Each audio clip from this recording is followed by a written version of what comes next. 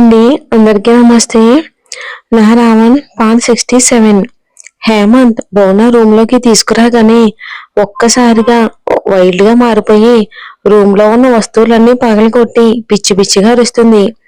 హేమంత్ భువనాన్ని ఎంతగా ఆపాలని చూస్తున్నా కూడా ఇక తను ఆవేశంలో అతని మాట వినడం లేదు. రూమ్ లో ఉన్న వస్తువులన్నీ కూడా పగలగొడుతూ ఉంది. ఆ సిద్ధు కూడా వాడి అమ్మలాగే అందరినీ తన వైపుకు లాక్కోవాలని చూస్తున్నాడు సిద్ధుగాడు. వాడమ్మ ఆ మహతి కూడా అంతే, ఒక్క మాట కూడా మాట్లాడదు. చూపులతోనే ఎదుటి వాళ్ళని తన వైపుకు లాక్కుంటుంది. ఇక ఎక్కువ మాటలు చెప్పకుండానే ఎదుటి వాళ్ళ మీద ఎంత ప్రేమ ఉందో కళ్ళతోనే చూపిస్తుంది. ఇంకేముంది, ఆ ప్రేమకు వాళ్ళు బానిసలు అయ్యేలా చేస్తుంది. దాన్ని చూపుల మాయ వలలో చిక్కుకోగానే బావకి ఇంత అందంగా ఉన్నా నేనే కనిపించలేను బావ కంటికి.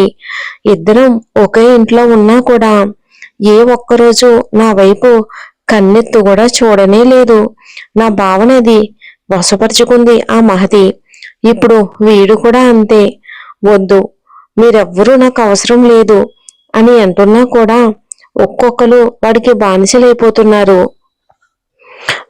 అలా జరగడానికి నేను ఏమాత్రం ఒప్పుకోను. ఎప్పుడూ నాకు నా పిల్లలకి రెండో స్థానమేనా? అలా జరగడానికి అస్సలు నేను సహించను. బావ మీద ఉన్న ప్రేమతో రెండో స్థానంలో వెళ్ళడానికి నాకు తప్పలేదు. నా పిల్లలకి అంత కర్మ పట్టింది. ఏదైనా సరే వాళ్ళకి అన్ని హక్కులు మొదటిగానే దక్కాలి, వాళ్ళకే దక్కాలి ఖచ్చితంగా అని అరుస్తూ, I hate you Mahadi, I hate you. నువ్వు చచ్చి కూడా నాకు మనశ్శాంతి లేకుండా చేస్తున్నావు. నువ్వు చచ్చినా కూడా నా బావ ఆలోచనలో ఇంకా బ్రతికే ఉన్నావు. నువ్వు చచ్చినా కూడా నీ రూపంలో ఉన్న నీ కొడుకు వచ్చి నాకు నా పిల్లలకు అడ్డుపడుతున్నాడు. నీ కొడుకు మీద నాకు ప్రత్యేకంగా ఎలాంటి పగ ద్వేషం లేదు. కేవలం అంటే కేవలం వాడు నీ కొడుకు అవటం వల్లనే వాడిని చంపేద్దామని అనుకుంటున్నాను. నీ మీద కోపం, పగ, ద్వేషం నా చేతులతో చంపాలి అనుకున్నది అది జరగలేదు. అలా ఉన్న నీ కొడుకునన్నా చంపాలి అనుకుంటున్నాను. ఖచ్చితంగా వాడు నా చేతిలోనే చావాలి.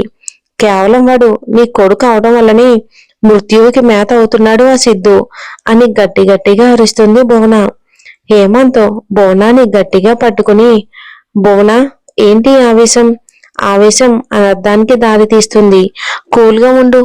జరగాల్సిన టైం వస్తే అన్నీ జరిగిపోతాయి. నువ్విలా ఆవేశపడొద్దు అని చెల్లికి నచ్చ చెప్తున్నాడు హేమంత్. ఎలా కూల్గా ఉండాలన్నయ్య? ఇవాళ సూరజ్ ప్రియ నాకు ఎదురు తిరిగి మాట్లాడ్డారు. రేపు రేపు పెద్దోడు కూడా అలాగే ఎదురు తిరుగుతాడు. బావ ఆల్రెడీ ఎలాగో వాడివైపే ఉన్నాడు. వీడు కూడా వీడమ్మలాగానే అందరినీ వాడు మాయలో చిక్కుకునేలా చేస్తున్నాడు అని ఏడుస్తుంది. ఎందుకన్నయ్య? బావ మొదటిగా నా ప్రేమను ఎందుకు గుర్తించలేకపోయాడు? ఇంట్లో ఉన్న నన్ను నా ప్రేమని ఎందుకు గుర్తించలేదు? ఎక్కడో అనాథాశ్రమంలో ఉండే దాని ప్రేమను ఎలా గుర్తించాడు? ఎందుకు, ఎప్పుడు, ఎందుకని ఇలా జరుగుతుంది? అప్పుడు నా ప్రేమ నాకు ఇవ్వమని ఆ మహతిని వేడుకున్నాను, కానీ అది వదల్లేదు.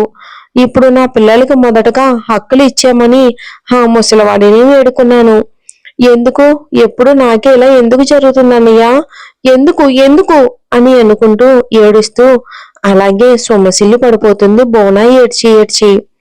చిన్నప్పటి నుంచి చెల్లెలు ఏడిస్తే బాధపడితే చూడలేని హేమంత్ ఇంకలా కొంచెం సేపు తీవ్రంగా ఆలోచించి ఏదో నిర్ణయానికి వచ్చిన వాడలా మొహంలో క్రిమినల్ స్మైల్ ఇస్తాడు. సూరజ్ రూమ్ లోకి వచ్చి కోపంతో కూడిన అసహనంతో అటూ ఇటూ తిరుగుతూ ఉంటాడు. ఇక అతని కోపం ఎంతకి తగ్గకపోయేసరికి గట్టిగా గోడకి పంచేస్తాడు. అంతే, దెబ్బకి చర్మం చిట్లి లైట్ గా బ్లడ్ రావడం స్టార్ట్ అయ్యింది సూరజ్కి. అసలు అసలు మమ్మీకి ఏమయ్యింది?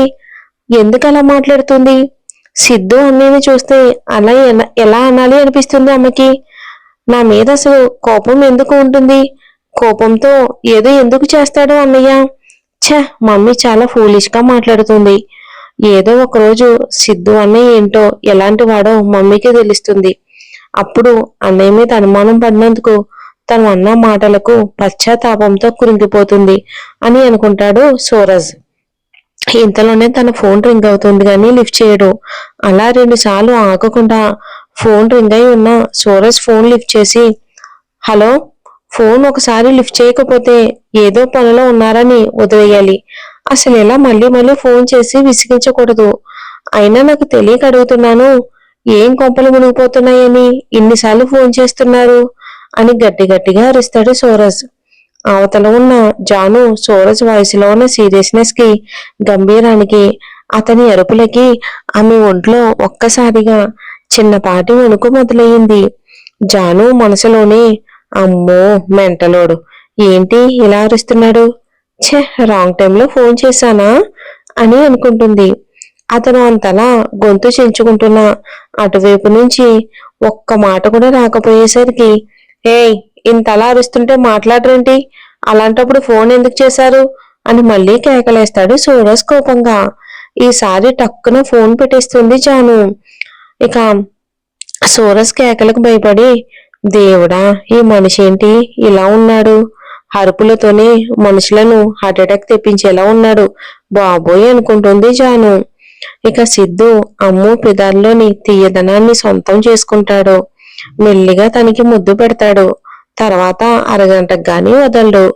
మంట పుడుతున్న పెదాలను చూసుకుంటూ ఆమె చూపులకి అర్థం తెలుసుకున్న సిద్ధు ఆమె మీద నుంచి లేచి అమాంతం ప్రేమగా హత్తుకుని రూంలోకి వెళ్తూ, నేను మరటోని కదా, నా ముద్దు లాగే ఉంటుంది అంటాడు. మళ్ళీ ఆమె పెదాలను మునుపంటితో లాగుతూ, నొప్పిగా ఉంది అంటుంది అమ్ము చిరుకోపంగా. ఆమె అతని వైపు చూస్తూ, కొరికితే నొప్పిగా ఉండక సమ్మగా ఉంటుందా అని ఆమె ఎత్తి బెడ్ మీద వేసి ఆమె మీద చేరిపోయి, ఇక నేను అర్థం చేసుకుని నీకు సపోర్ట్ చేస్తూ సహనంగా ఉంటున్నానుగా, మరి ఈ విషయంలో కూడా నన్ను ఎంతవరకు సపోర్ట్ చేస్తూ సహనంగా ఉంటావో ప్రూవ్ చేయి అంటాడు. అతని ఇంటెన్షన్ చూపులకు ఒళ్ళంతా చెమటలు పడుతూ ఉంటే అమ్ము వెనక్కి వెనక్కి పాక్కుంటూ వెళ్తున్న ఆమె కాళ్ళు పట్టుకుని కిందకు లాగి ప్రూవ్ ఇట్ అంటాడు ఆమె మీదకు పూర్తిగా ఒలిగిపోయి. మరేం జరుగుతుందో వచ్చే ఎపిసోడ్లో చూద్దాం.